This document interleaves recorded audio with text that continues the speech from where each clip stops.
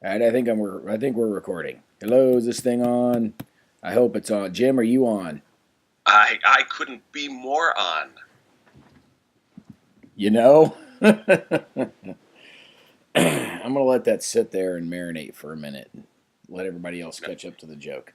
Well, Um, what are you talking about? I'm sitting here playing Field of Glory 2 all day. I've got my Seleucids and it's crazy. I, Anyway, I was going back to the you could not be more on. I know what you were. I was trying to drive away, but if you keep wanting to turn this wheel back, you let me know. All right, so this is your next episode of Dragging Up the Past. It occurred to me that we could have numbered these based on the issues we're looking at, and then just really confused people because it would have been like Firefly, where it all got released out of order, Right. and then we'd cancel ourselves after the first season and have a cult following for the rest of our lives. If we get that kind of money and attention, you count me in. Yeah, yeah, let's just not count on it. So Dragon 117. Ooh, Yeah, so here's what we got.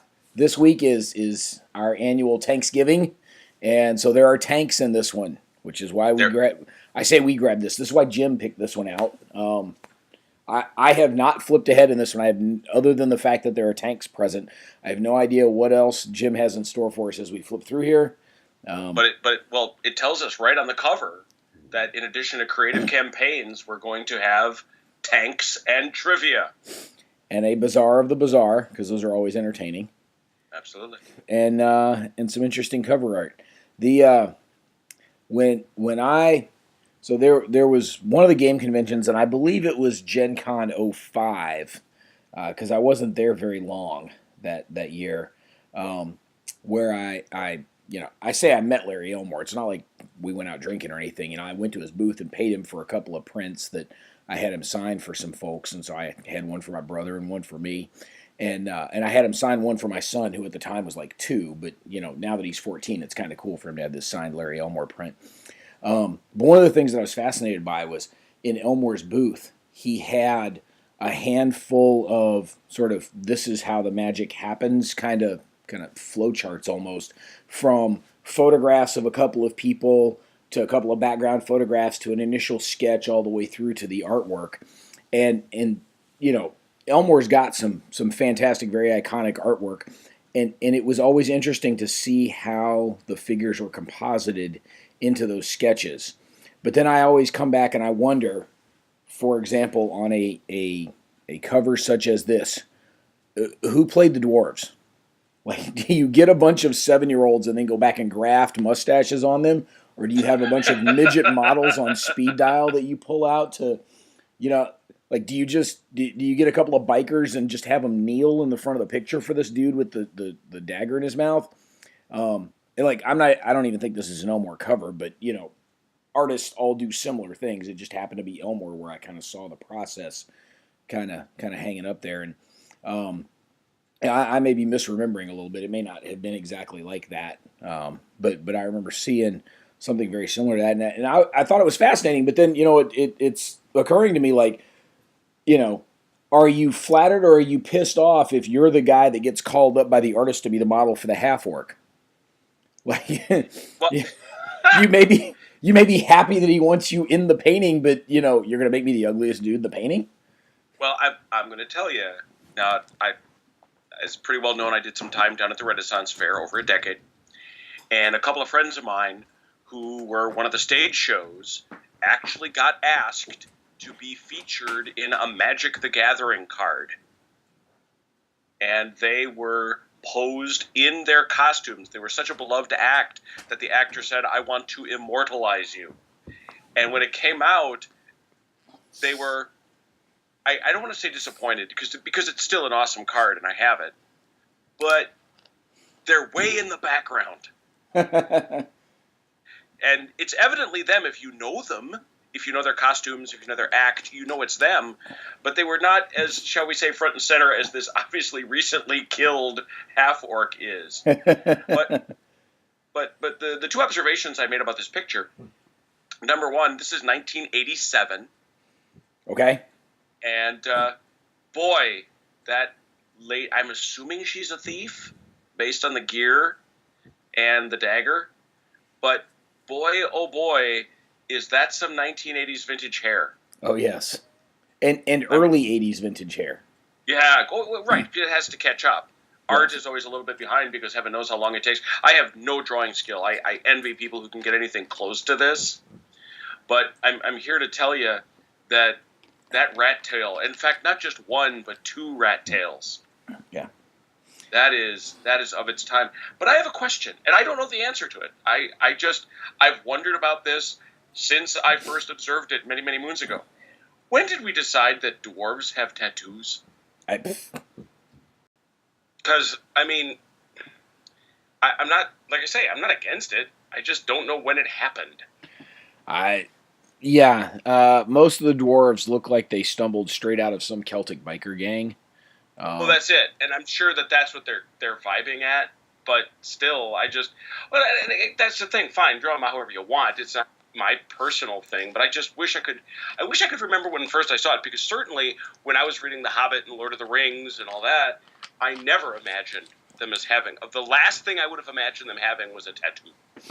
But Jim, they're both drawn from the same Teutonic Norse mythologies as the D&D elves. Come on. You're not doing that again. You're not doing that again. How about we get off the cover and we actually get into the magazine? But I want to go inside the cover page before we get. This was so exciting. Multiple hours long here. Right, but that's what this is. This is awesome. The Warlock of Firetop Mountain. My son loves this game in its Steam version. This has been redone for the computer in a really, really fun iteration.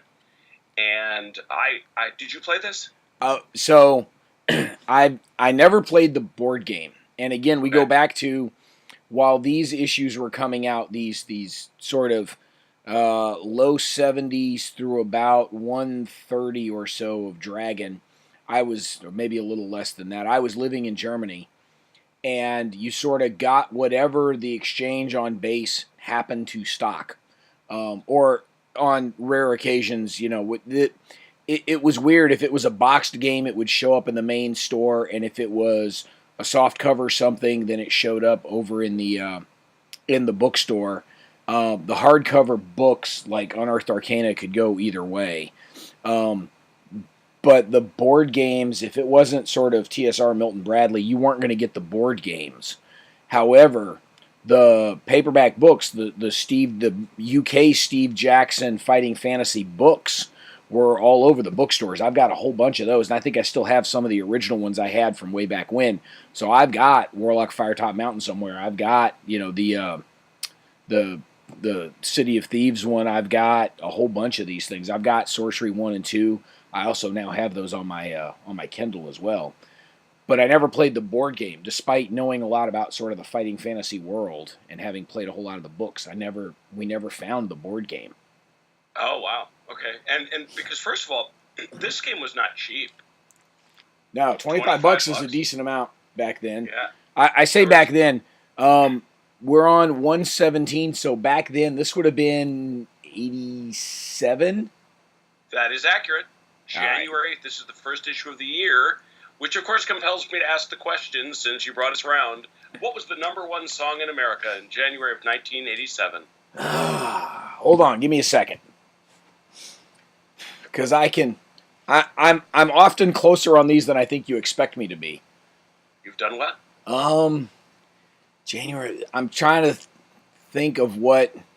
See, because part of this is I remember what the year-end countdowns were, because that was always a big deal for us. New Year's Day, we had AFN on all day listening to Casey Kasem do his top 100 of the year while sitting around with some friends come over. We'd play some cards, and we weren't watching college football bowl games over in Germany because they weren't kicking off for another 6 hours by the time we were celebrating New Year's Day. End of 86, early 87. This is pre-Terrence Trent D'Arby taking over the charts. It's got to be something from the Bad album from Michael Jackson. Not a bad guess, but it is Walk Like an Egyptian by the Bangles. That was the #1 song at the end of 86, for the year of 86, but I thought that would have been done by the time we got into 87. It kept right on rolling. That's sad. And the number one movie released in January. This is the trick. I realized this is how I want to do this. This is not obviously the biggest movie of 1987. Yeah. But this is the biggest movie released in January of 1987. I'm going to suck at these because we didn't get them until like 4 or 5 months later. By the time they made them, by the time they were getting to second-run theaters in the U.S. is when I would get them in Germany. Commando. It's off by like 2 years, isn't it? I'm off by like 2 years because Commando came out way before then. 87. January because the biggest movie of the year was The Princess Bride. That's why we're in the 30th anniversary mode. Yes. January of 87. I have no clue. American Ninja 2, The Confrontation. That's... Okay, then. So there it is. So here we are. Yes, you're right, though. We find ourselves right here in the early part of 87, which explains Rat Tails as well as the music that we're listening to. Yeah, and part of what's throwing me off here is that the end of 86 and the start of 87, we moved over the holidays that year. And my dad got assigned to a new base over in Germany. And it was kind of interesting because they needed him to start before the holidays started. And so the first, for half of November, he was only home on weekends. He was off at his new base and was only home on weekends. Right after Thanksgiving, the rest of the family packed up and moved over there. They left me with some German friends in town to finish out that half of the school year because I was in a German school. I wasn't going to the American school on base. I was finishing out in the German school there and then going to move during the break there. So there was 3 or 4 weeks where it was me and a small box full of the X series Mystara modules from the old BECMI D&D, kind of hanging out with some German friends, this older couple that lived down the street that were good friends of ours. And I got up in the morning. Gisela was making me lunch. I'd hop on the train to go to the next town to go to school, and then I'm coming back, and I'm kind of living in my books, and it was fine. Soccer season was over, so I didn't have any practice to go to. But I was, my parents were literally 200 miles away, and I was 14. So, so that kind of window in time right there where we're talking about this issue coming out is sort of an odd time for me. I know that's like way more personal info than anybody wanted to hear on one of these recordings.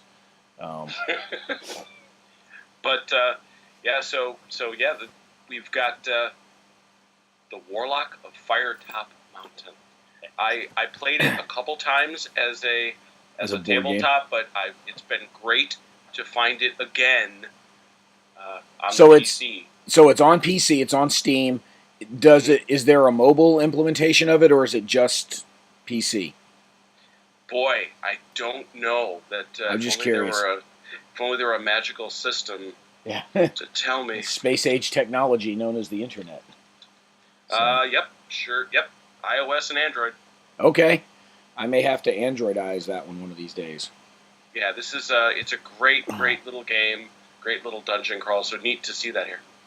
And the ever-present page 3, or, well, sort of first interior page, because it's not the inside of the cover, the ice ad. There was one of these. I imagine as we go through this, starting somewhere around the mid to low 60s, I think is where, well, no, we saw one all the way back in 41.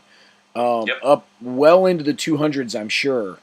The ice ad was the first interior page of the magazine. Like, nonstop. I do enjoy the fact that back then, even ad copy was a little chattier, where they say, "Please rush me, Lords of Middle-earth, Robot Warriors, Robot." Well, that's great. And, if you didn't want to mangle your magazine, you had to go make a copy of that, because it's not like there's a website on there to order it from. Oh, dear God. It would be interesting. I don't know. So we originally told folks we had 200 issues of Dragon to go through. We've actually got about 250, so we get to annoy people for an extra 50 issues. Nice. Assuming we're going to do them all. We may burn out well before then. But the I'm curious to see when websites start to make their appearance in the pages of in the ad copy. It'll be interesting to see. So, however, it was not in 1987.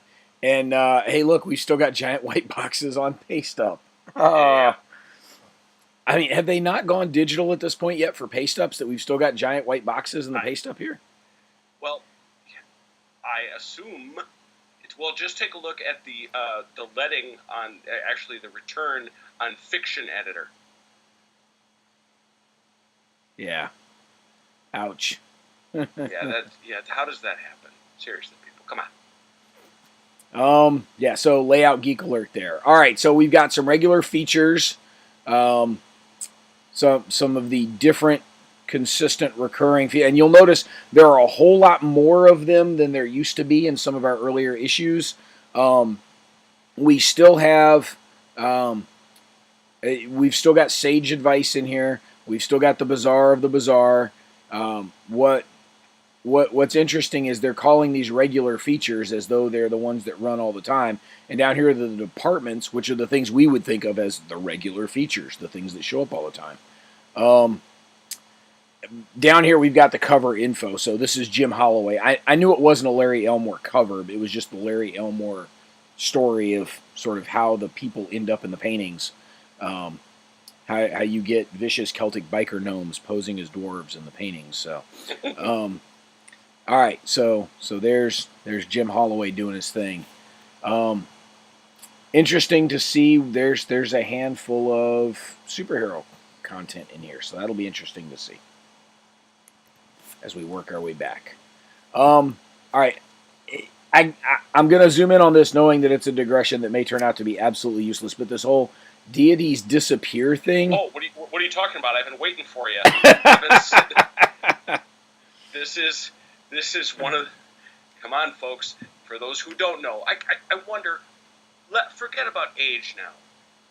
There certainly must be broad knowledge amongst those who love Dungeons and Dragons as to the story of deities and demigods and the Cthulhu mythos. Well, so there's a very interesting counterpoint here, because I'm sure I know the story you're about to tell. However, so look, it's not like we're drinking buddies or anything. We had him on the Grogcast once. I've emailed back and forth with him a few times, but I've corresponded with Matt Forbeck a little bit, and like 1,000 other people, I am friends with him online on social networking, and Matt shared a thing not too long ago that was a rant from the original editor of Deities and Demigods, insisting and by God calling down the thunder of the heavens that he had letters authorizing permission to include the mythos of both Cthulhu and Melnibone in the original Deities and Demigods.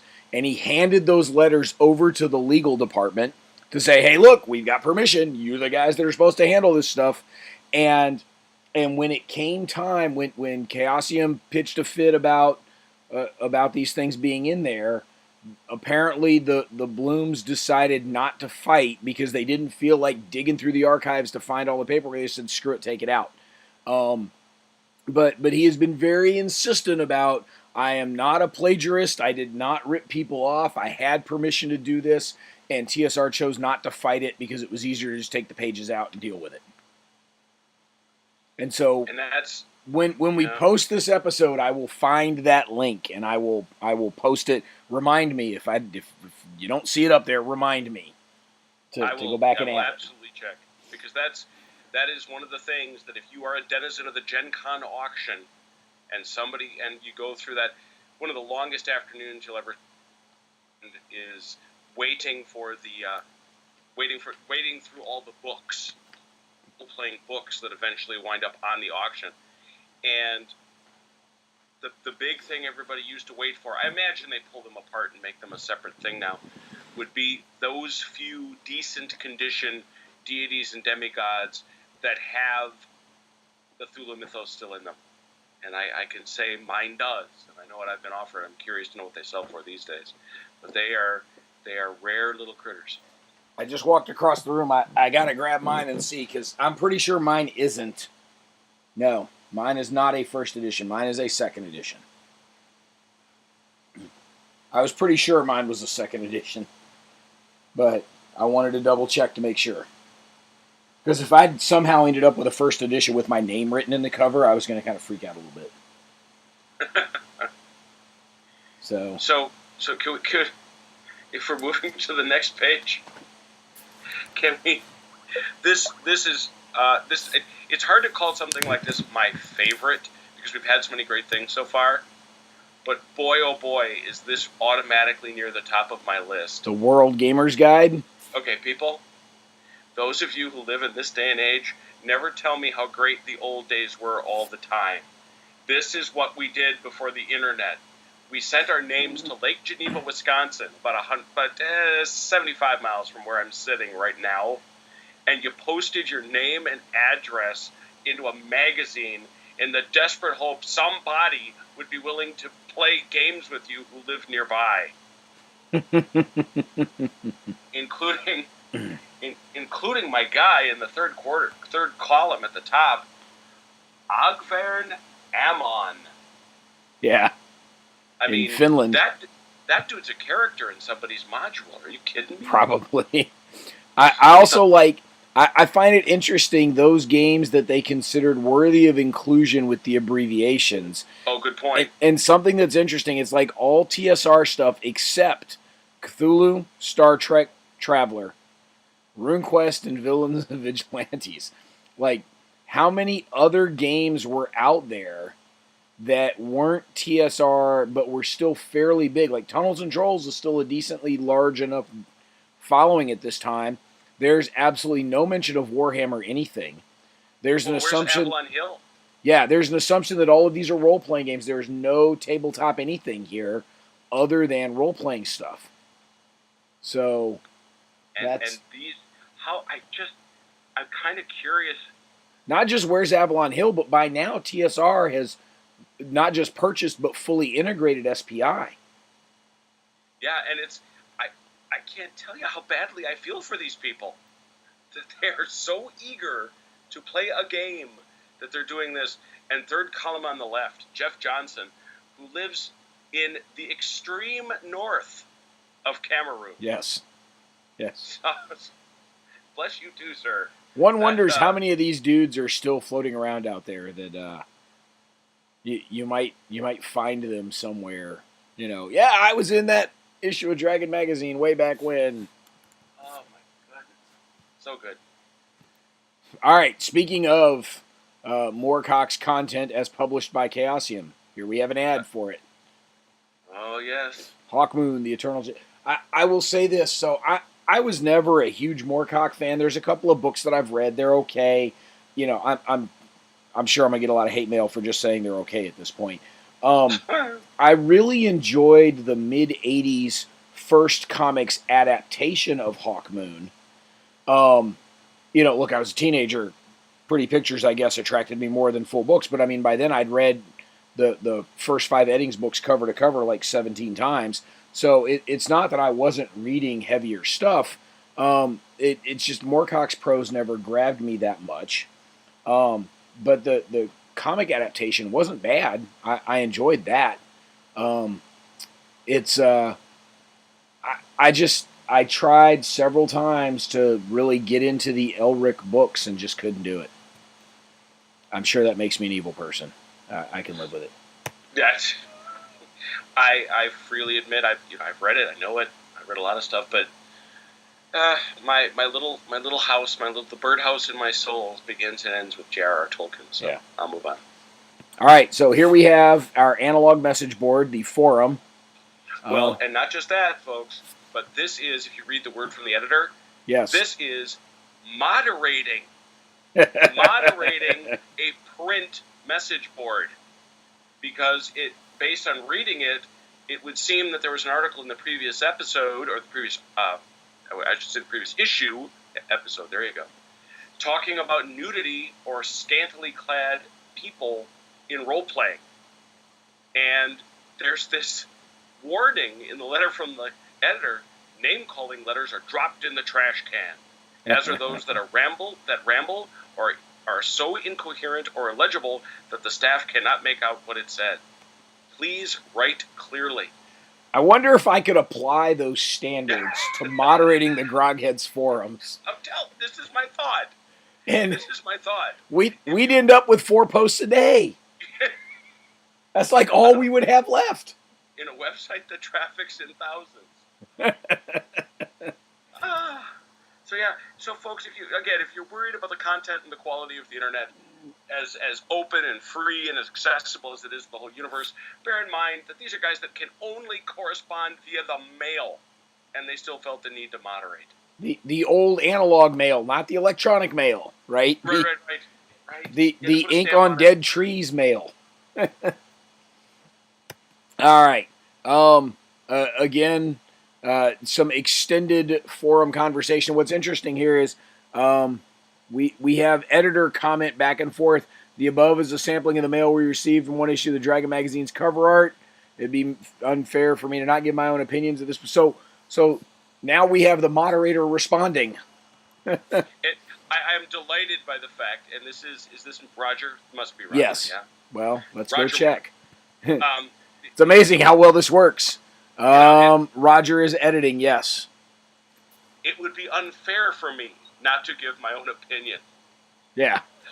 Why? I don't understand why this is a matter of equity that you now speak. Hey, look, a Fantasy Games Unlimited ad. Hey, I'm glad we got... Well, geez, we have to have at least one. Well, not just that, but I remember the first time this ad showed up, and it was the Villains and Vigilantes ad with this dude instead of the other very triangular-shaped leaping through the air, steroid quads, straining the spandex. That it was the first time this dude showed up, and it was like, oh, they've got a villain in the ad now, not just the vigilante. So that was a little jarring the first time this ad appeared in Dragon. Limited information campaigns and role-playing games. So we're going to Kriegspiel A Roleplaying, an RPG at this point, huh? I'm not hearing derision in your voice, am I? Because it is well known. It is well known that D&D comes from the Kriegspiel. Yes. There is no dungeon master without the Kriegspiel umpire. And Gary Gygax frequently played Kriegspiel in various formations and forms. But this is one of the most interesting articles that I have read in the Dragon, because it talks about, but the bottom line is, it is a Kriegspiel.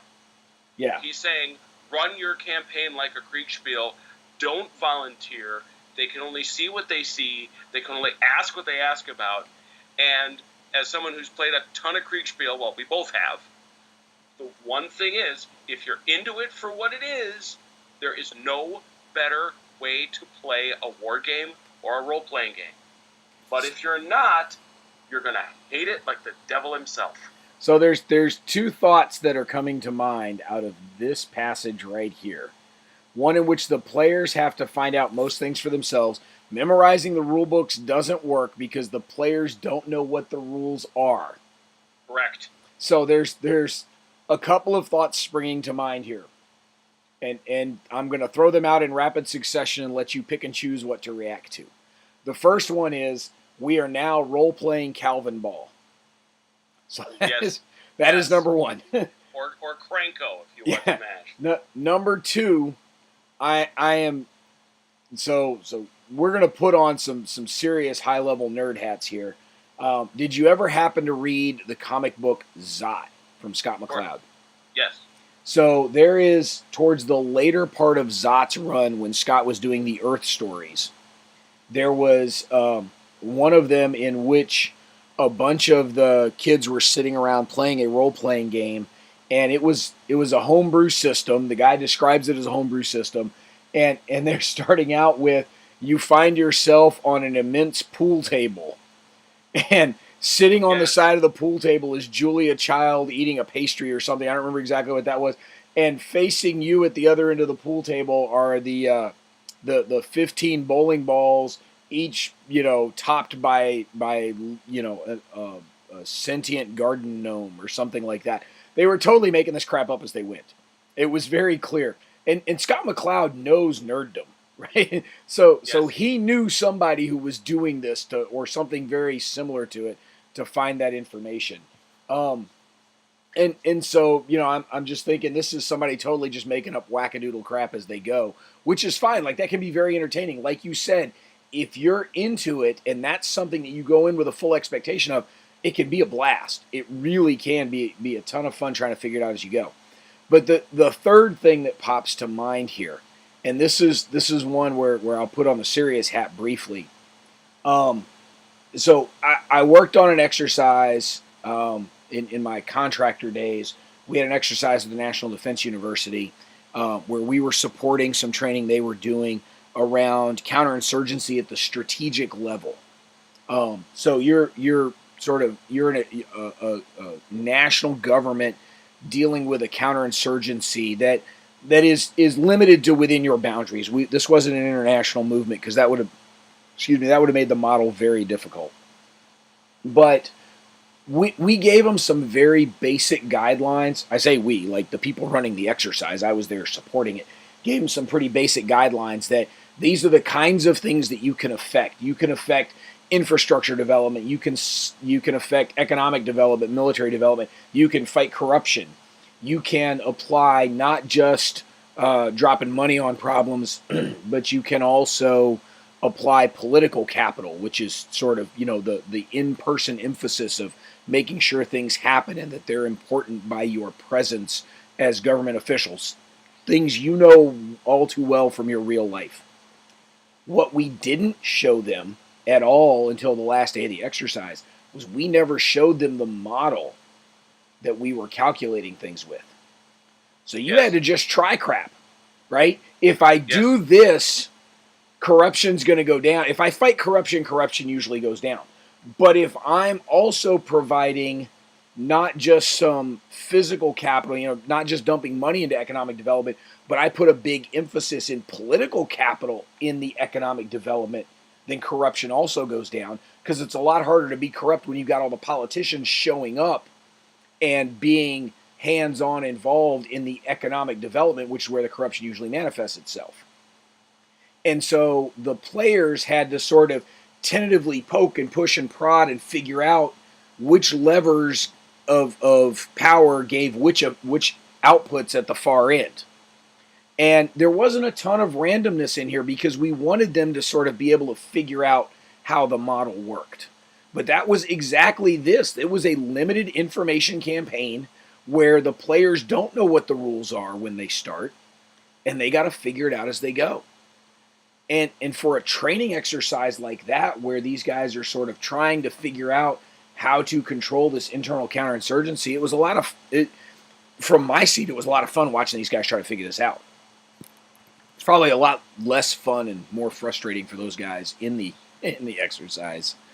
Well, but like I say, if it's what you bought, if it's the ticket, if it's the show to which you bought the ticket, it's awesome. Doc Sterrett and I had a lot of conversation about the Jena Kriegspiel, about whether or not I should let the marshals send out horse patrols. And he eventually said, you know what, they'll do it forever. They'll bog you down and they'll bog themselves down. Throw them in a box, make it dark, and go. Yeah. And give everybody a flashlight. So that way, as soon as they turn it on, everybody knows where they are.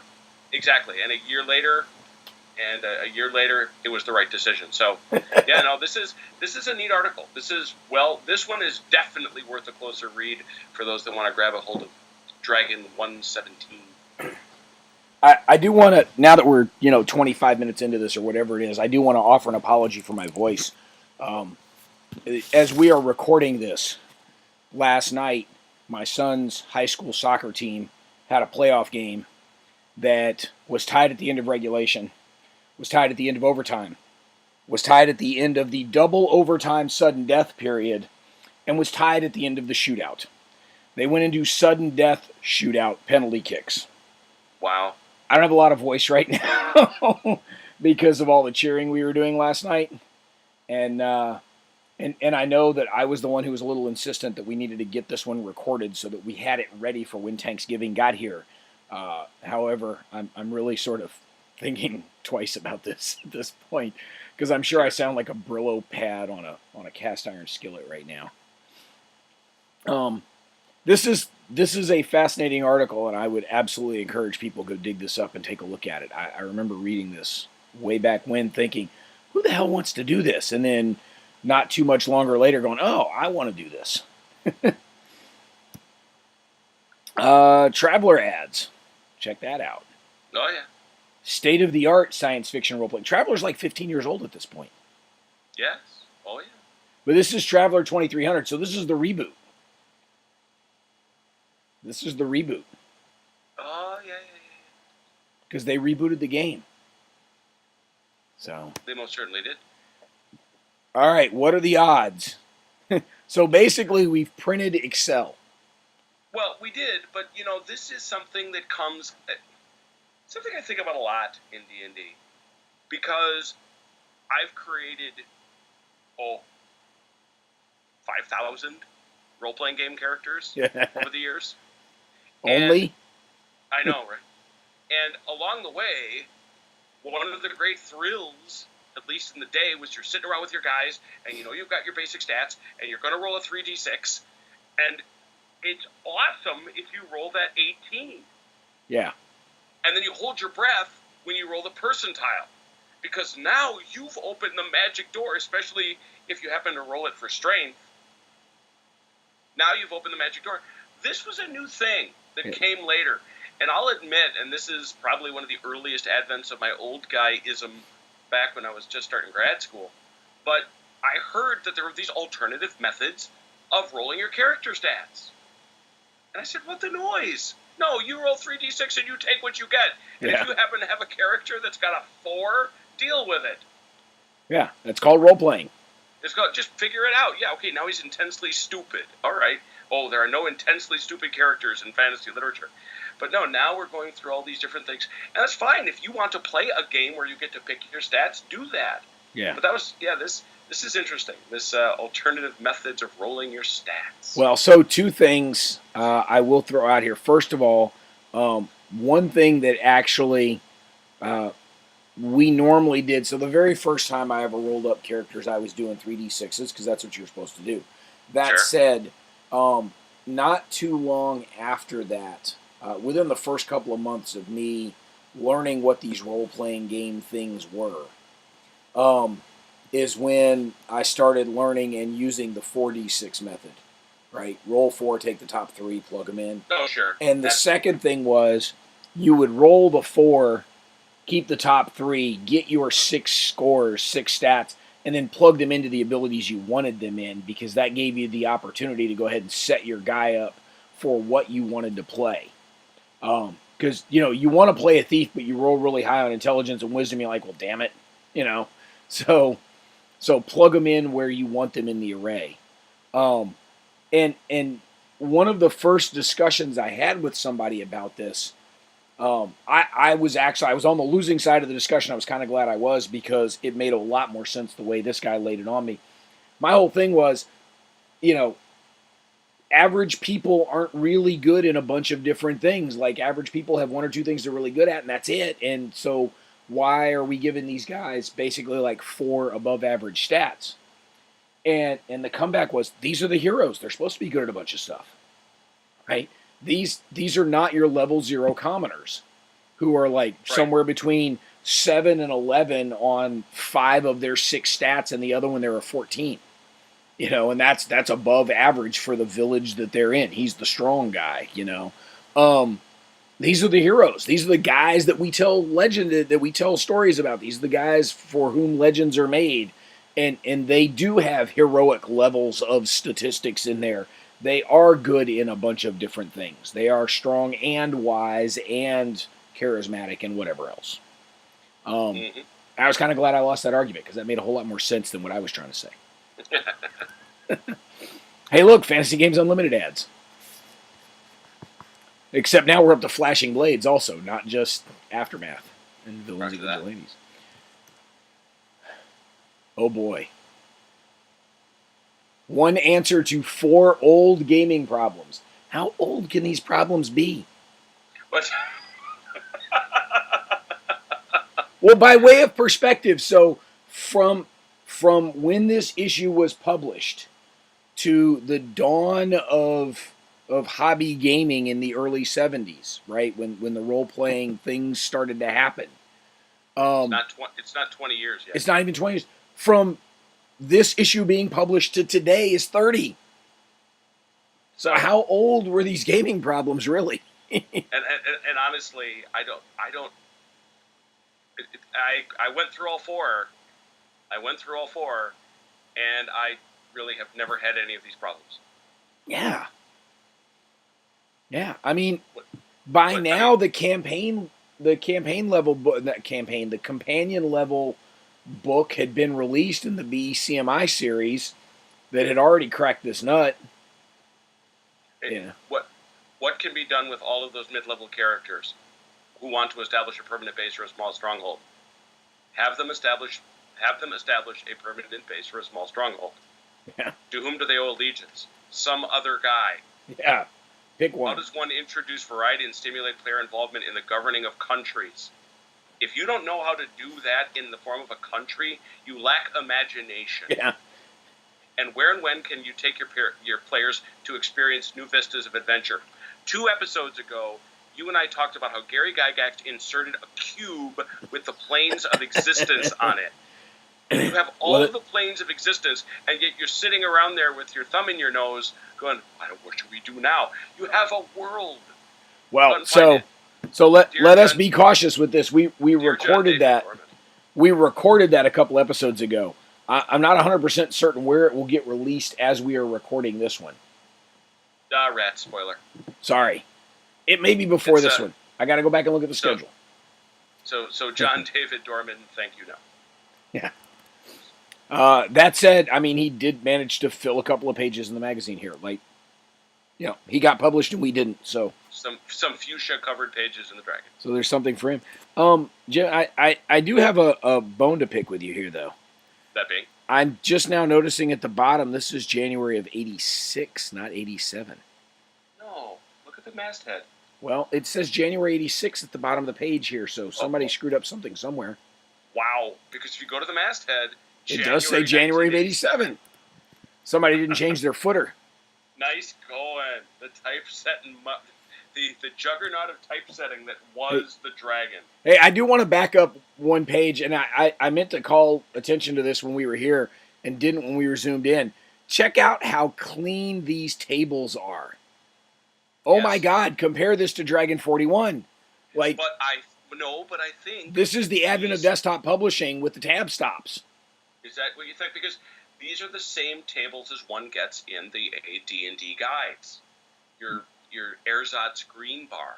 Or maybe somebody just decided to give a crap for a change. Yeah, that's that. Well, they didn't give a crap enough to keep that one person's name intact. Well, maybe, but this is, I can read this, right? Compare this to that nobility and traveler chart from, Dragon 41 or whatever it was, where it wasn't so much a chart as it was sort of we just dropped a bunch of random characters on the page during paste up. I get it.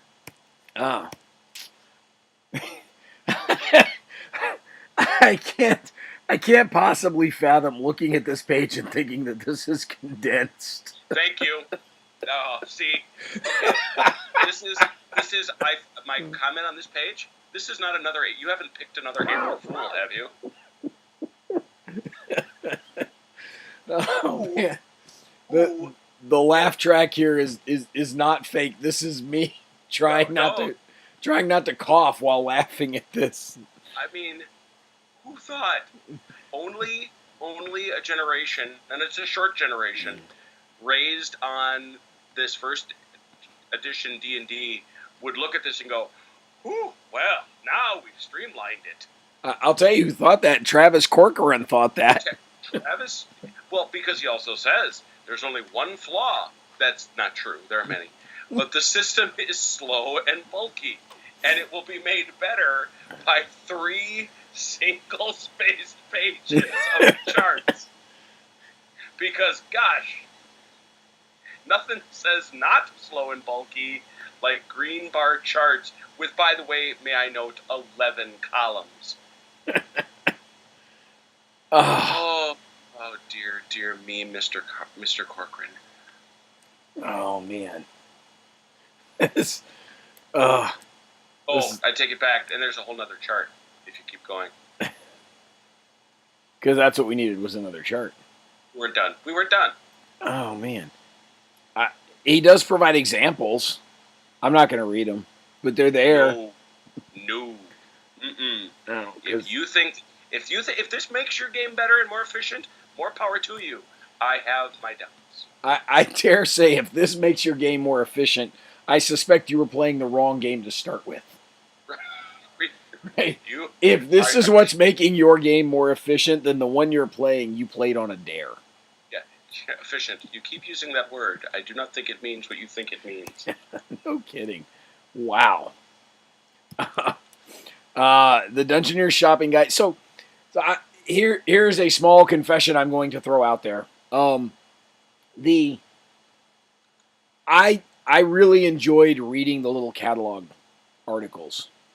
Like, there was a 0% chance that I was ever going to sit around and be an interior decorator in a fantasy gaming world, such that I was worried about the difference between a padded bench versus a wooden bench, and what it was going to cost for me to fully appoint my stronghold that I'm now puzzling how to role play my way through. Sure. Pewter versus pottery bowls. It never once occurred to me to sit down and figure out how I need to properly decorate the bedchambers of the princess and whether or not I have the budget for it. If I'm at the point where I'm decorating a princess's bedchambers, I've got the money for whatever the hell I want to put in there. Right? I have almost never understood monetary systems after character creation. Yeah.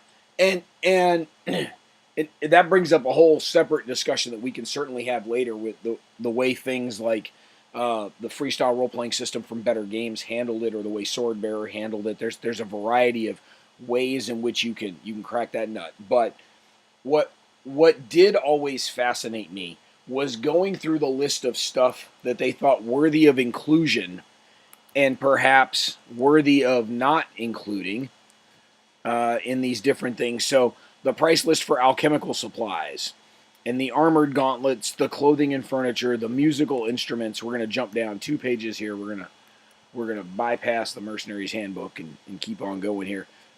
Miscellaneous items, like the things that were actually worthy of being included as miscellaneous. I got a kick out of these catalog kind of things, to the point where one of the books that I have that I actually really enjoy from the early 90s, I've got a copy of the Aurora's Whole Realms catalog from TSR, which was essentially the fantasy role-playing Sears catalog. Like, if Sears existed in Greyhawk, this is what would have gotten delivered to your door, and or teleported to your door, or whatever. And there's some really neat stuff in there. Just to see what people thought was worthy of inclusion, I always got a kick out of. But I was never one to sit down and parse my way through whether or not I'm buying a padlock and key or a padlock with the poison reservoir and key. So that was always something I found interesting in these lists. I just want to say in passing, as we blow past it, dig the helmet on the fossa, dude. So I had this book. So it was. That's something, all right. This is the time frame in which I'm starting to play and read a lot of BattleTech, and it was very shortly after this issue came out, or around the same time, that I first got the William H. Keith decision at Thunder Rift, which was the introduction to what became the Grey Death Legion, and working my way through the Grey Death books. The summer after this was released, the summer of '87, I spent about 6 weeks back in the States, even though my parents were still stationed in Germany. We came back to visit grandparents and stuck around for a couple weeks, and then went back. But I intentionally saved up a bunch, combination of allowance money and summer work money, to be able to pick up a whole bunch of role-playing stuff when I was back in the States and I could reliably find things. And so I went back with a whole lot of BattleTech books, a bunch of the scenario books, the Fox's Teeth, right? The Wolf's, Wolf's Dragoons and all these, took them back. Mercenary's Handbook is one of the ones that I picked up. Good stuff. All right, the Robotech role-playing game. We're going to piss Star Fury off by skipping right past that. Ah, What is the airspeed of an unladen carpet of flying? once again, we said this about a previous episode. We really, they actually suggest you do this. You can do like a quiz show where you write them on a 3x5 card and read them out and try to make people pass the test. I'll be honest, there's a whole lot of this that I probably wouldn't be able to pass. Yeah, that'd be interesting. Clerics of which Greek deity are permitted to ride horses, implying that all of the other Greek deity clerics are not. That's got to be Apollo. Okay. That's got to be Apollo. We'll look it up when we get there. But now the third one. I gotta zoom back in. We answered it earlier. Yes. Drop from later editions. So this is all right. I mean, this is the kind of thing you would do, and you'd sit there and go, "Oh, no way!" Yeah. I like number 13 here. A cavalier with a constitution of 17 is killed for the 17th time. Can she be brought back to life? So let me simply throw this out there. The point at which your cavalier has now died for the 17th time, do you really want to bring her back? If the best she can do is keep getting killed, like after the 12th time, why don't you're like, I'm done. But your cavalier is getting killed with a constitution of 17. Yeah. Clearly, I forget what the HP bonus is for that, but it's pretty substantial. Somebody's picking a fight with the gods again. Yeah, well, that's never a good idea. Yeah, Pazuzu put his foot in your backside. I know the answer. I do want to make a note down here because Gary will get mad at us if we don't. Here is Phoenix Command. Okay, yeah, no, absolutely. No, first of all, this lies. If you go down to the where is it now? Fast-paced action? Yeah, no. No. I have it all. I think I've got every book in the system. And I remember talking to these guys at Gen Con, going over the system, practicing it, and all my gun buddies, many of whom are military, some of whom were not, but all my gun buddies, this is what they wanted. Track each round, show me penetration, show me damage. Oh my, this was government by green bar table. So what you're saying is that their firefights moved about as fast as your Kriegspiel. My Kriegspiel was fleet of foot. Was nigh wearing the sandals of Hermes compared to this. It's a fun system. It's a great system if you think about it. You do get better at it, but the idea that it is fast paced, oh my goodness, no.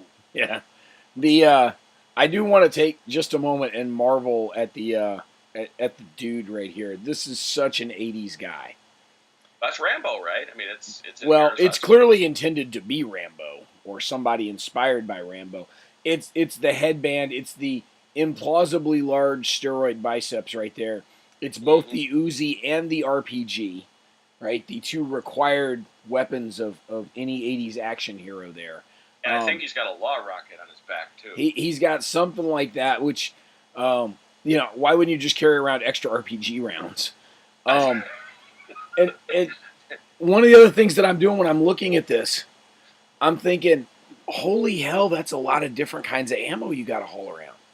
Now, keep in mind too, like I'm the dude that wrote the logistics differential the logistics differential model of The Walking Dead, right? Where one of the things that kills me about The Walking Dead TV show is that these guys roll out with 14 different kinds of weapons that use 11 different kinds of ammo.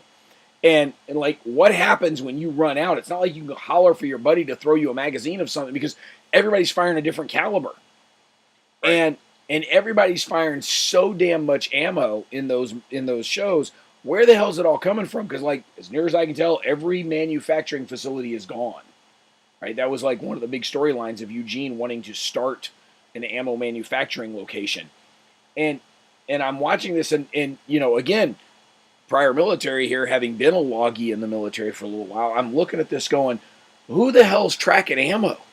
Who the hell's deciding, hey, it's a good idea to roll out with all of these different calibers of weapons as our guys are cruising out of here, that there's no interoperability. Do we know what the Right. bad guys have that if we kill them, we can pick up some, we can scavenge some ammo off of them and keep going? Rambo here, Ram Butthead, whatever he is, he's now got to carry around shotgun ammo and Uzi ammo and RPG reloads. He's got a law that's one of the least efficient things to schlep around of all time. Right. And the ammo pouches that he has in the picture there don't hold. I mean, clearly they're not holding the shotgun ammo. That's on the bandolier he's got strapped on, but those aren't Uzi ammo pouches either. So it looks cool, but the loggy in me is going, eee. Don't even try it. Putting intelligence to work in AD&D gaming. Yeah, the irony there could be potentially rich if we were to be weak about it. Okay, so first of all, I'm assuming they're talking about your characters, because second of all, I'm going to set the line at 4.5. No, I'm going to set it higher. I'm going to set the line at 8.5. Average number of fart jokes in a single game session when you were playing as a kid. Oh, well, it's either fart or anything approaching romance. Yeah. So automatically became an innuendo. Yeah. It's interesting, though.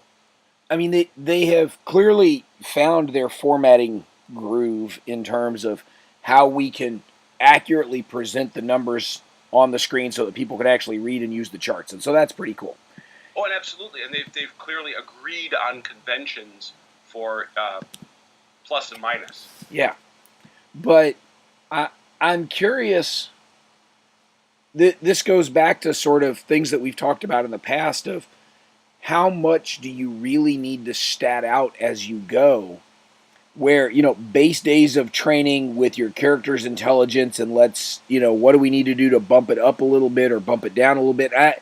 I fully subscribe to the idea that people can get smarter over the course of time. I'd like to think that, I did for a couple of years at least. But they also want their look at the intelligence and saving throws table. They want their intelligence to mean something. Yeah. They want there to be a consequence of getting that extra +1 and extra +2, and that's where a lot of this stuff and I part ways. I know why you have to do that in a computer game, because that's how computers are and that's how they think. But why you would have to do that in a role-playing game is bizarre to me.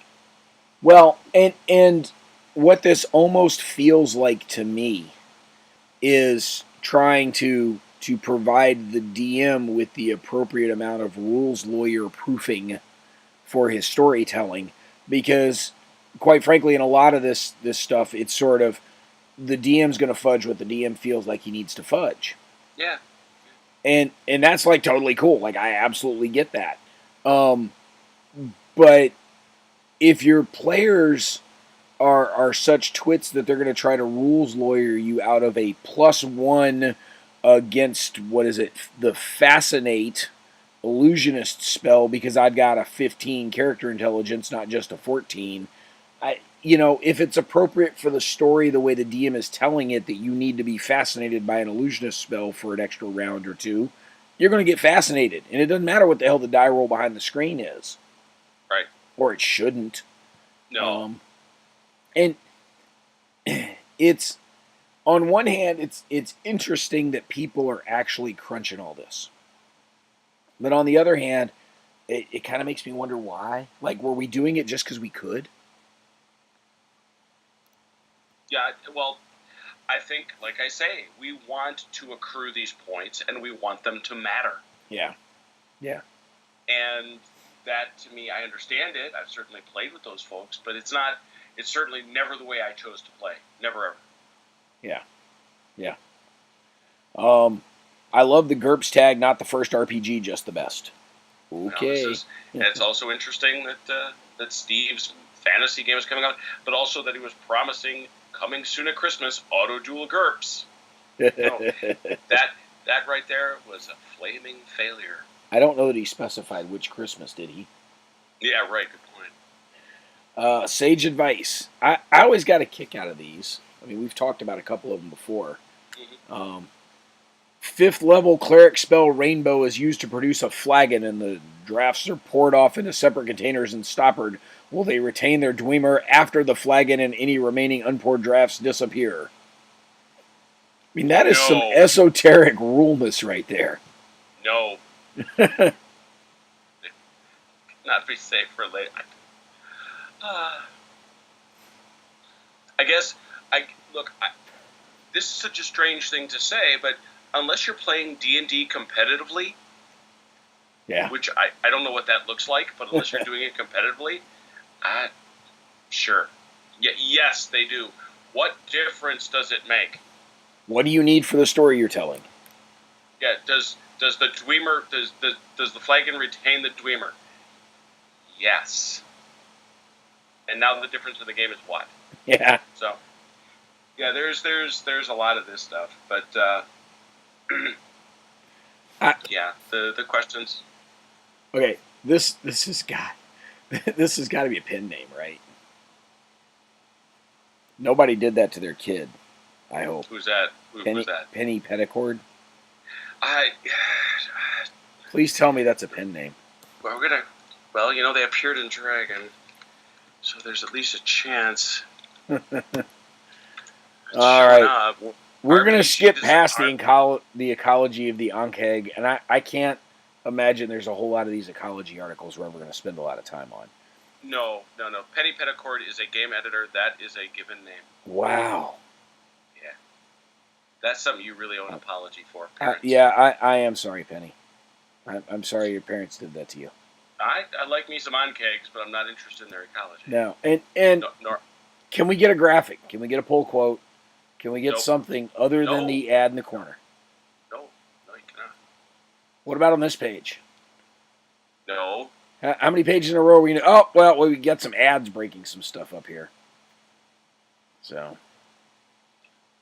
Skip past the dogs, I suppose. Yeah, we're... Fun without fighting. No such thing. Well... I read this article. This is a deeply stupid article. Well, okay, but let's consider.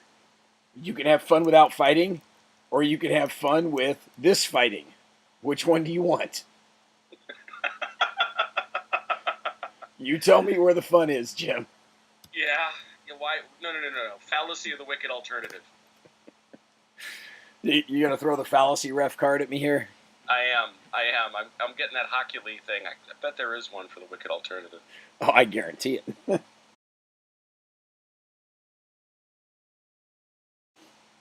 If not, there will be by the time somebody bothers to look this up. Good point.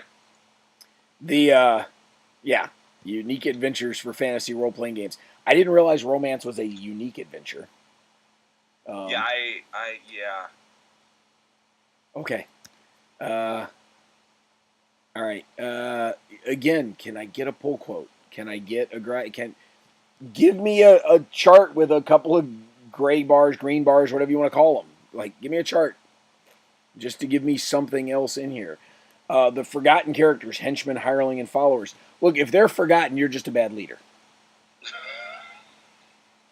Yeah, why did you give them the pipe? Where did they go? Yeah. Oh. For heaven's sake. Dads, there goes what's his name. Yeah. I'm fascinated, on the other hand, on page 45. In the year 2198? Above that. Or the Illuminati one? I was allowed to play Illuminati by mail. I don't remember this. Adventure Systems, which I assumed... It's based in Houston, where Steve Jackson Games is. I think they're in Austin these days. But they were in Houston back then. And so I assume this is something directly licensed. But this is interesting. Again, reminding young people we once played games via the snail mail. And we thought it was fun. How many of these got routed through the Secret Service?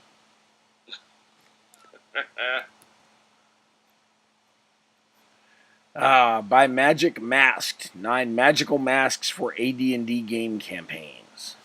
By Ed. No, by Ed Greenwood. By Ed. He's writing. They gave him a pen instead of just a sketchbook. Yeah. The Horned Mask allows the wearer augmented vision. 9-inch infravision. That's not. I'm wondering if that's 9 game inches. That's 9 game inches. Yeah. I hope so because if you got 9 inches of infravision, I don't know what good. That's just a dirty tease. Is what that is. What I'm envisioning right now is the Stonehenge scene from Spinal Tap. When the guy draws the 18-inch Stonehenge that's supposed to drop on stage instead of the 18-foot Stonehenge that's supposed to drop on stage. Anyone who has seen Spinal Tap knows what I'm talking about. I do. We use feet instead of inches. On 47 at the bottom, I have this marked. There is a jump for sage advice. Continued on page 54. Yeah. No. It's on. Don't make the jump. It's on 47. It's a jump from 32. So I'm going up here. Okay.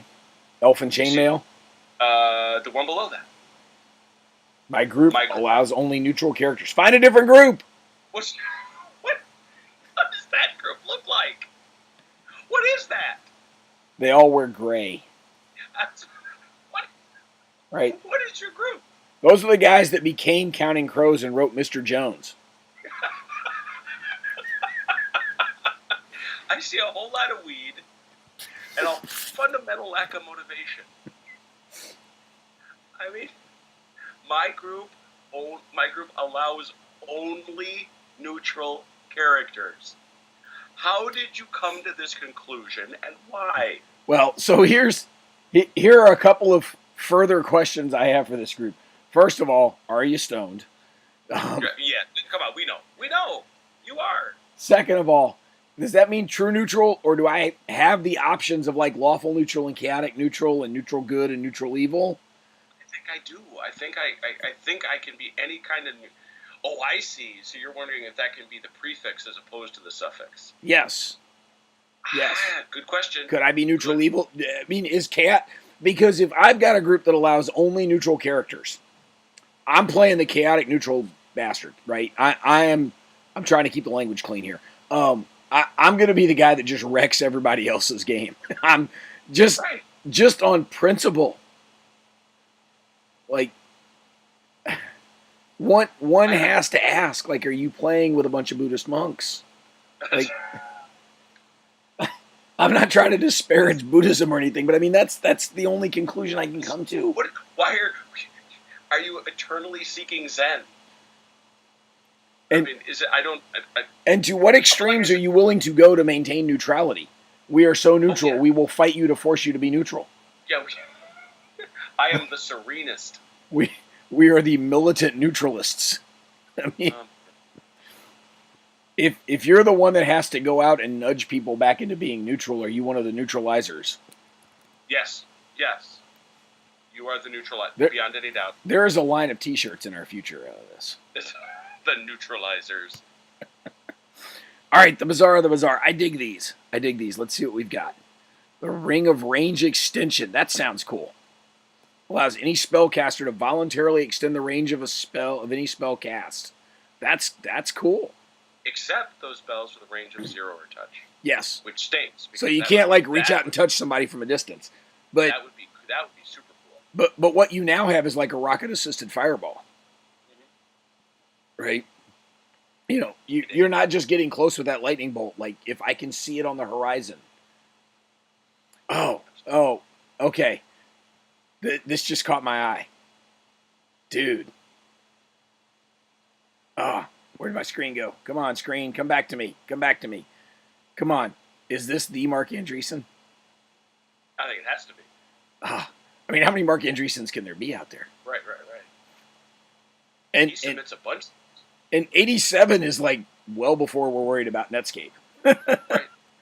How could it not be? Please tell me it is. This is awesome. I was wondering about that myself, but came to the conclusion: how can it not be? Yeah. If you're gonna be a king among nerds, I was published in Dragon Magazine. He that is Bitcoin, he that is Ah. blockchain, he that is. All right, I got to see the Ring of Bards, just because I was always the guy that would play the bard, not the Napoleonic bard, like the actual bard. Just for the record, he was born and raised in New Lisbon, Wisconsin. So even more likely. Yeah. Also raise the bard. This is kind of cool, but with a bonus. I love it. The Ring of Bards. It's not just a ring of protection +2. It also saves against. It also boosts you against for saving throws as well. That's kind of cool. This is neat. There's some neat rings in here. And the Mark Andreessen connection just only helps. That's kind of a fun little nugget to find there. And it's going to be a little bit tricky to prove, but again, there's a lot of things that we suggest. You could email him and ask him. I imagine you could find him online somewhere. God, he's such a... So he is... If so, he is 16. Not quite 16. He is 15 as he's writing this. That's quite... Well, so two things that are crossing my mind right now is one, that's pretty cool that as a teenager you're getting published, and two, he's not that much older than I am. I thought he was older than that. No, he was born July 9th, 1971. Clearly, I wasted my 20s.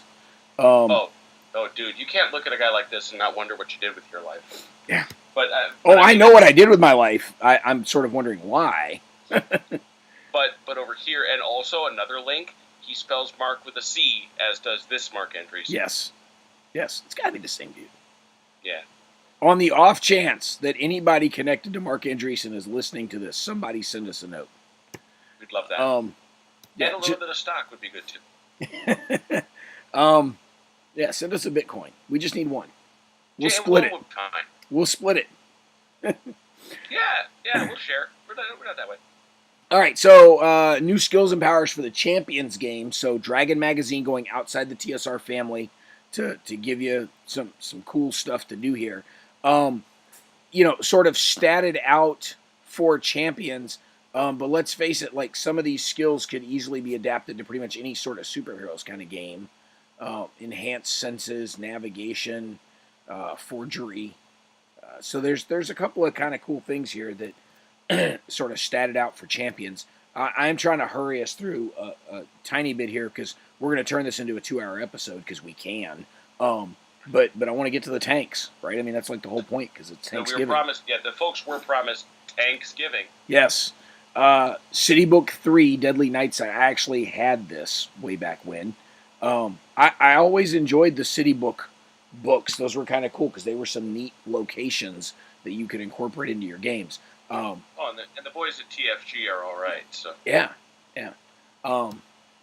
Here we go. Tanks for the memories. The ultimate Road Warriors tanks in Car Wars games, and this delightfully weird, and I suppose it's evident because the whole trope, the homoerotic Lord Humongous here in the artwork. Yeah. But we are going to get full rules for Steve Jackson's Car Wars for tanks before, I believe, I'm fairly certain, Steve Jackson himself put out rules for tanks. Yeah. Because they do come. Yeah, they do. All right, so a little bit of fiction to introduce you into it a little bit, and then here we go. As a preface, one point should be made clear: no tank should become a routine part of a Car Wars campaign. Doing so unbalances any campaign, making life too difficult for the average Joe on the street. Let me throw this out. That is dramatically underestimating the amount of maintenance that these guys need to keep them going. And as we sit here in our digital space, you are the one to whom I would defer on any such matter, although they are so reputed. Yeah. There's... So, over here, to begin with, there's whoops. There is no chance of putting a supercharger on a tank plant. It simply can't be done. Regular automotive plants have 200 power units. All tank plants have 500 units, so they give the tank a greater range. There's some questions I would ask about sort of how this is actually being statted out to be managed in the game, for a couple of reasons. First of all, you're not going to supercharge an M1 series tank, which were starting to make their way through the force at this point. The entire U.S. Army hadn't switched over to M1s, but at this point, some of the frontline units along the inter-German border had been. The M1 tank engine is actually a jet engine, right? It's a gas turbine. That's a jet engine in there. The older M60 series tanks and the M48s before them were diesel engines. They were just normal diesel engines. But an M1 is a jet engine, which is one of the reasons it's as finicky as it is. It's also one of the reasons it guzzles gas as much as it does. The planning factor we used to use was that an M1 tank burns a gallon of fuel a minute, whether it's moving or sitting still. That was our planning factor.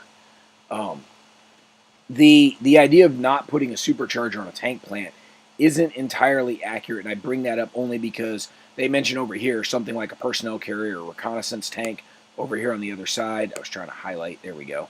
That these things have certain amount of space that they can haul around.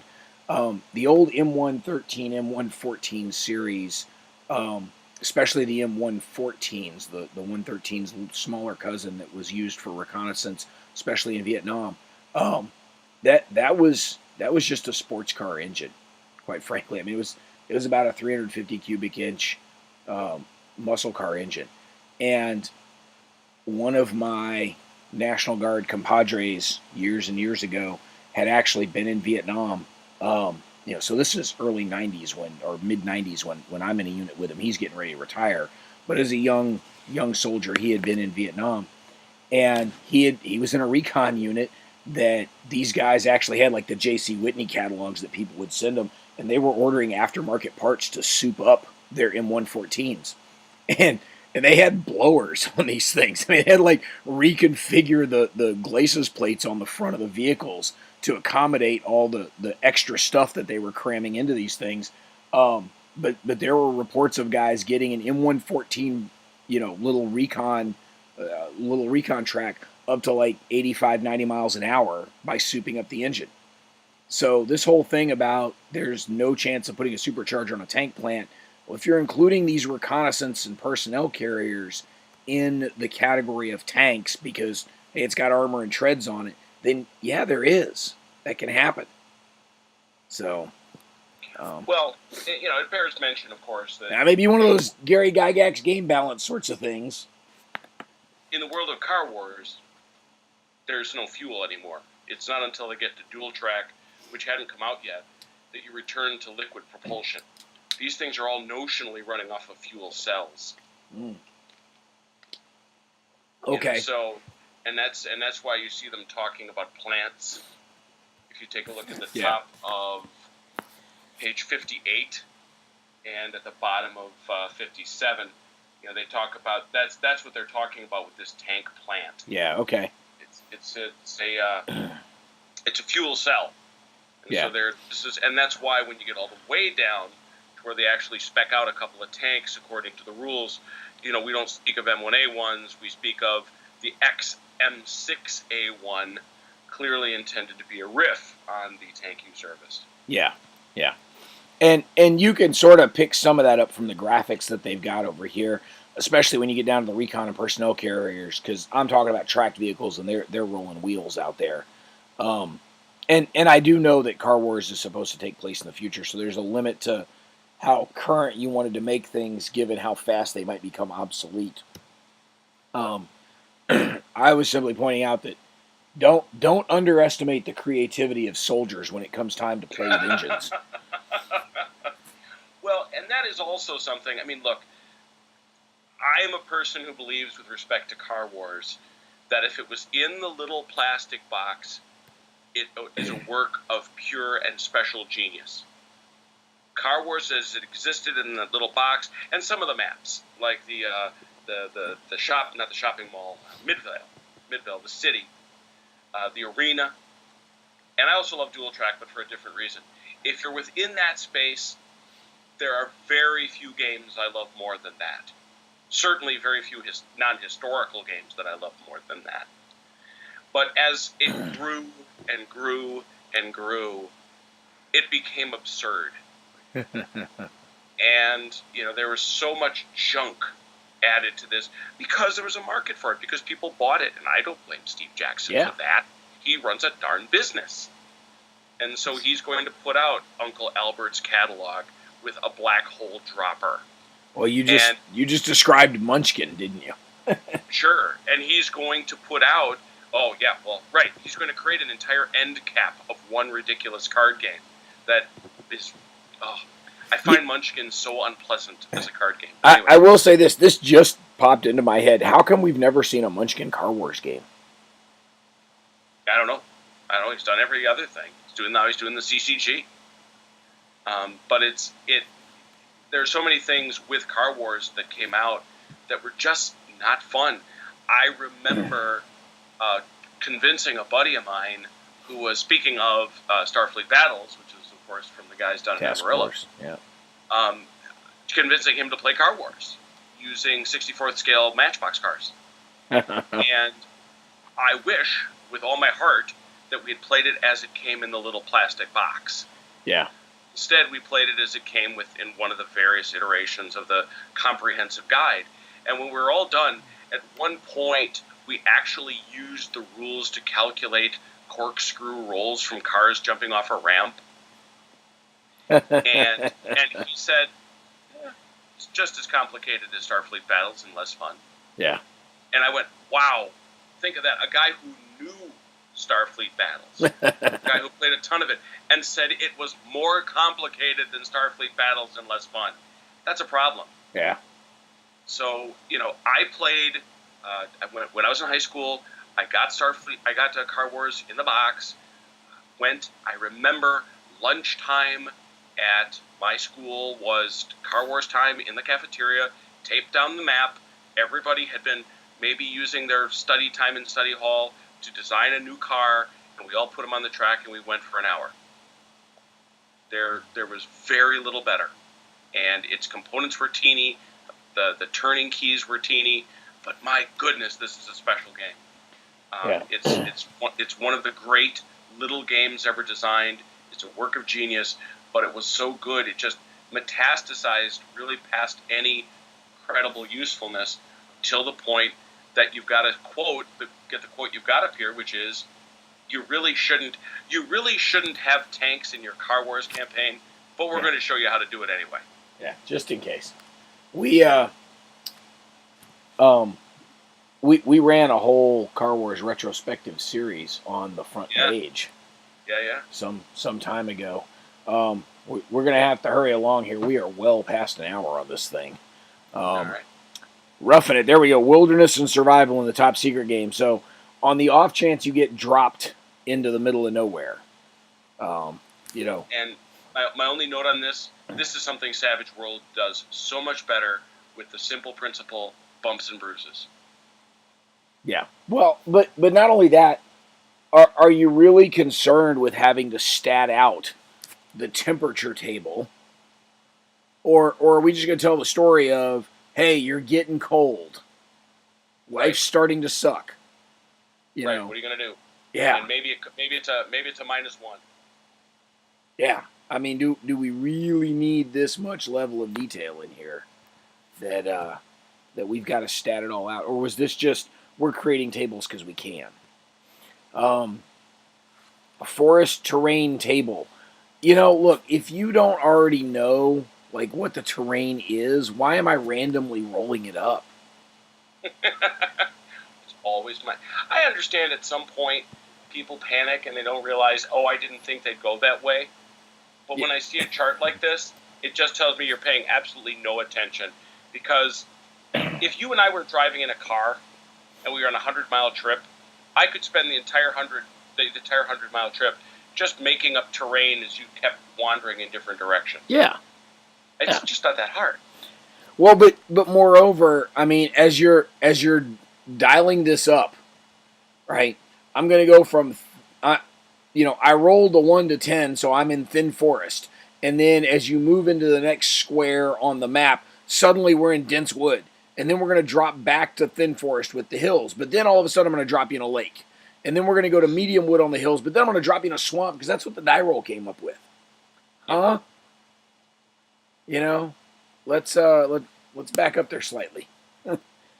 I get it if you're using something as like a solo encounter generator, but I mean, at some point, you've got to sort of take over and, DMs own your maps.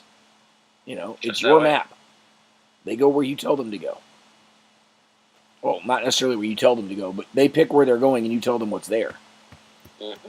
All right. So, good Lord, we went through plenty of charts on this. The Marvel file. Jeff Grubb came up with some fun stuff in the Marvel file. But, I mean, it's almost like they took the official handbook of the Marvel Universe and statted everybody out, but then decided to spread it out across like 7 years. Yep. And let's be honest, unless you were a seriously heavy-duty Marvel fanboy, which this guy right here kind of was, do you really know who Arclight is? Do you really know who Scrambler is? Do you really know who Riptide is? By the way, check out Scrambler's real name. Sure. But at the same time, look, this is one of the few things that I get. I mean, when the much, much, much underappreciated computer game that let us all play our superheroes came out, and I'm going to ask, do you even know the one I'm talking? That's right, you're not a PC guy. I'm not. Freedom Force versus the Third Reich.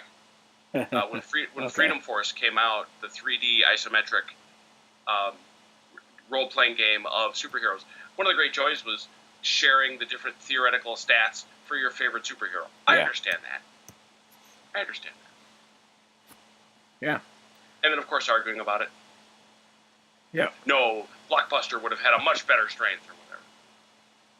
Yeah. So, the Marauders, who, of course, massacred their way through the Morlocks, but then, kind of sort of disappeared almost. I mean, they kind of came and went, but there they go.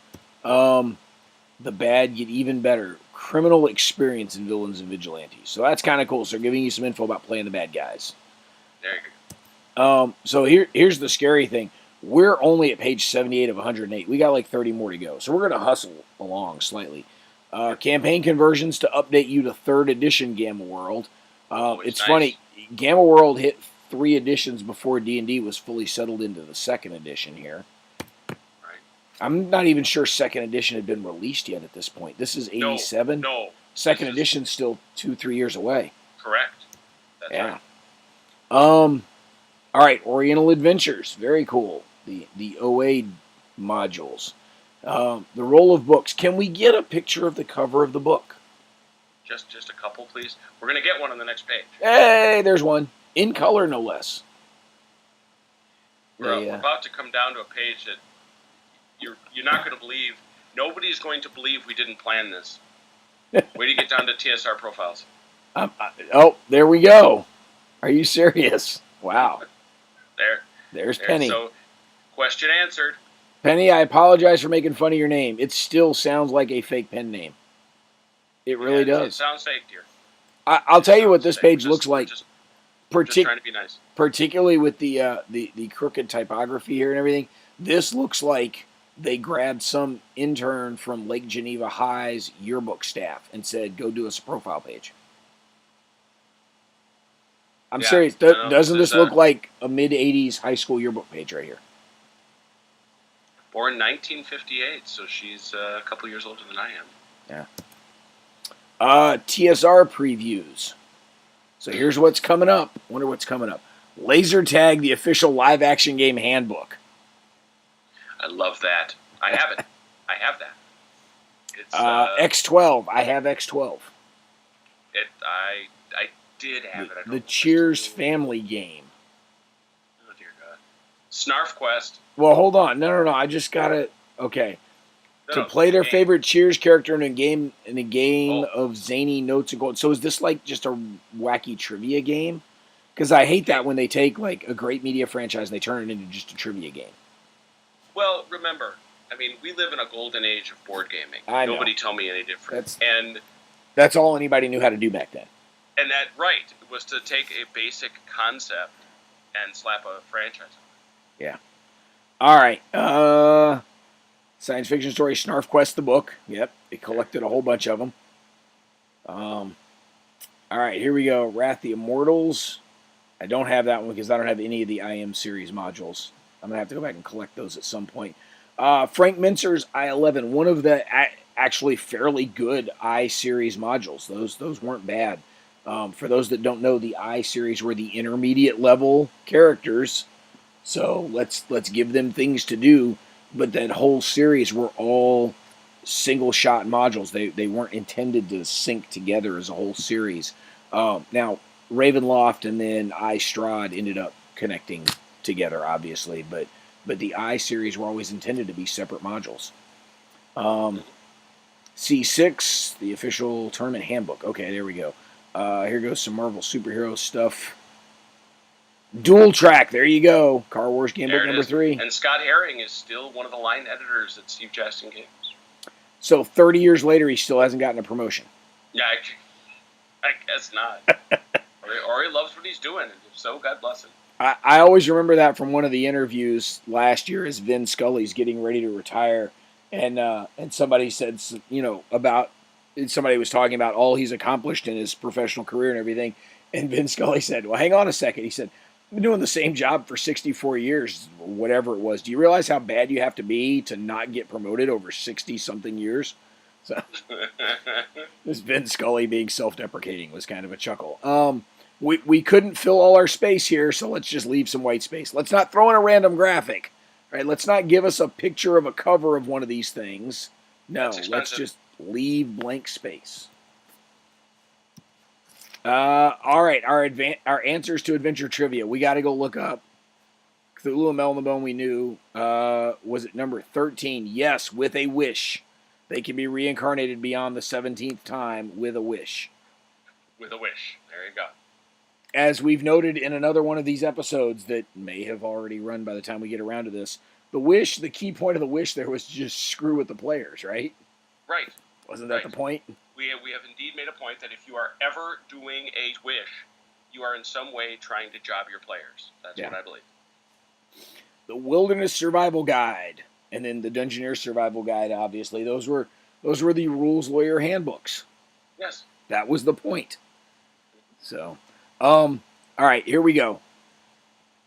The year is 2000. They said it would never happen again, but it has. They were off by about 15 or 20 years, but Yeah. I want to know how many years in the future we've still got to go before we get the tank on the left. Before we get the Monsters, Inc. containment suits and the Hammer Slammers tanks. Yeah, that is so sweet. That especially with a long barrel like that. Yeah. To avoid that flipping over. Yeah. Well, and the other thing that cracks me up is the assumption that everybody made that we would all have these giant antennas sticking off of us. And like, where's the antenna on your cell phone? Right.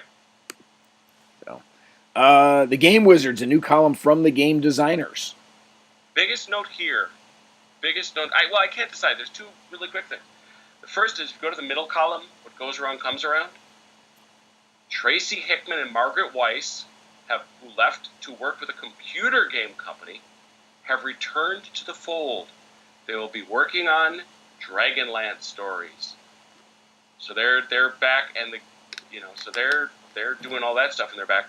But here's Warren Spector. Oh, hold on. Before you get too far along. Sorry. Commandeered a double office, installed their Macintosh Pluses, and started to work immediately. We upgraded our Mac to Mac Plus. That's how far back I go. All right, sorry. Where's the next place I'm zooming in here for you? Right underneath it. Warren Spector comes over from Steve Jackson Games, where he indeed wrote Toon. Great old game. And he joined them. So. And then Jim Ward doing freelance. He's now rejoined the staff. Jim Ward did a ton of stuff for TSR over the years, and still very active online. You can still find a lot of stuff from him online. I who knew that Jim Ward was, moonlighting with the CIA? Right. So sort of Mad Libs. All right. Now we're starting to stumble into some of the ash and trash at the end of the issue here. The ElfQuest board game. So I was a fan of ElfQuest, read ElfQuest, had some of the old role-playing stuff from ElfQuest, still have some of the treasuries from ElfQuest. Never played the board game. No, I don't know. Honestly, as many games as I've seen in my life, I don't know as I've even ever seen it. I think I saw it for sale on a shelf somewhere. Classified ads, the Craigslist of yore. Oh, yes. So. Oh, dear. So many things. so many things. So many. Just curious to see if there's any. Well, the Wizard's Corner, I think, appeared nonstop in this section for the better part of 15 years. Easy. Oh, yeah. Well, Saskatchewan's FRP Game Center. Yes. Might still be there. Who knows? There's our convention calendar. Canceled! Yes. Ah! Havoc canceled. But I will say, so DundraCon still goes on. Mm-hmm. DundraCon is still out there. I wonder if any of these others are still floating around out there. I do like this Cabin Fever Con. There you go. Truth in advertising right there. Uncon is still going on, but it's been renamed. Okay. Novag, I think, is still going on. Well, they were only on number 2 back then. So. Yeah. There is SnarfQuest, so Larry Elmore's storytelling. It's one of the things that I always was fascinated about with Elmore is SnarfQuest was, this was a comic book. And Elmore's famous for all the Dragonlance art and a variety of other stuff, but dude wrote comics for a long time. Oh, yeah. Solid graphic novel storytelling. There's the Red Dragon. All right, Metal Dog's going to hate us for the pun there. Snow White is still the fairest in the land, but you score well in the talent segment, but she outpoints you heavily in the swimsuit competition. That's not bad, actually. Well, let me throw this out there. Isn't Snow White like 14? Yes. Why do we care about a 14-year-old in a swimsuit competition? We should not. We should not. Just write that down. So, yeah. Wormy, which got a little weird on occasion. So, there we go. Price of Freedom, role-playing in occupied America. Again, only a few years early. Yep. Such a strange game. Yes. Rebooted, but such a strange game. They did a Kickstarter, if memory serves. Could have been. I don't recall. But that's and who bought? And who bought the back page? Rollmaster. Well, so for Thanksgiving, we didn't have a ton of tanks. We did have some tanks. We had a lot of other fun stuff in here to take a look at. We assuredly did have tanks, though, as advertised. Yes, absolutely. We are well over our 1 hour mark that we were shooting for these things. And that was even after just saying, yeah, we're not going to talk about this and skipping right past some stuff. At some point, I think we're just going to have to speed these things up so that we sound like the Chipmunks in order to fit within an hour. That's well within the realm of possibilities. Yeah. I'd have to figure out how to actually, make the software do all that. This was a cool issue that you grabbed here. As much as I enjoy sort of the weirdness of the very early numbered articles, I do like once people got to some of the think pieces in the once we got into triple digits for the issue numbers, running into some of the think pieces that we had in here. Sort of, where'd we go? Yeah, okay, thank you. That's how long our recording is taking. I'm starting to fill up my fun without fighting, right? People are actually starting to think about telling stories instead of just banging on each other. And so that's not a bad thing. I think that shows the evolution of the hobby quite well there. But again, I go back to if this is your idea of fun fighting, we need to talk. So, Dragon 117, very cool. Jim, this was a fun issue. No, it was a lot of fun. Thanks for going along for the ride. All right. Good night, everybody.